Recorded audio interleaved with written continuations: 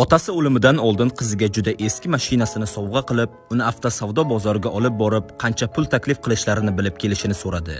Qizi otasining iltimosini bajo keltirdi va aytishicha, unga mashinaning yaroqsiz holatga kelib qolganligi sababli atiga $1000 taklif qilishibdi. Yaxshi, unda Lombardga borib ko'r dedi ota. Qizi qaytib kelib, hayron bo'lib aytdi. Ular mashinani butunlay qadrsiz deb hisoblashdi va menga atiga $100 taklif qilishdi.